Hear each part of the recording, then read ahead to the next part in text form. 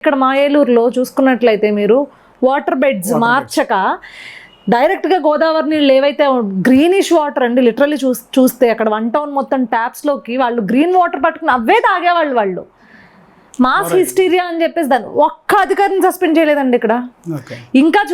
ఇంకా ఘోరం ఏంటి అంటే అసలు మేము ఈ అపోజిషన్ పార్టీ సైడ్ నుంచి మేము వెళ్ళి గవర్నమెంట్ హాస్పిటల్స్ని విజిట్ చేయడానికి కూడా మాకు పరిస్థితి లేక, పర్మిషన్స్ లేక మేము గోడలు దూకెళ్ళి మేము విజిట్ చేసి వీడియోలు తీయాల్సి వచ్చిన పరిస్థితి వచ్చింది. అసలు లోపల పరిస్థితి ఏంటి అంటే అంతమంది జనం, వందలు కాదు వేలల్లో జనాన్ని అట్లా హాస్పిటల్లో బెడ్స్లో కింద పడేశారు.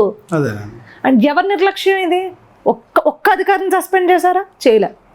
కానీ ఇప్పటికీ మేము గర్వంగా చెప్పుకుంటాం మా ప్రభుత్వం అకౌంటబిలిటీ ఉందండి. మా ప్రభుత్వానికి, కుటుంబ ప్రభుత్వానికి బాధ్యతాయుతంగా ఉన్నారు.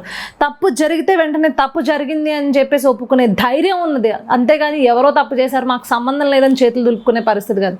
ఇలాంటి రోజాని, చిల్లర రోజాలని, లేకపోతే చిల్లర శ్యామలాలని చాలామందిని చూసి అసలు ప్రజలు ఫస్ట్ ఆఫ్ ఆల్ ఇలాంటి బజారు నోర్లు వేసుకుని పడిపోయే వాళ్ళని ముందు బయటకు గెంటేయాలి.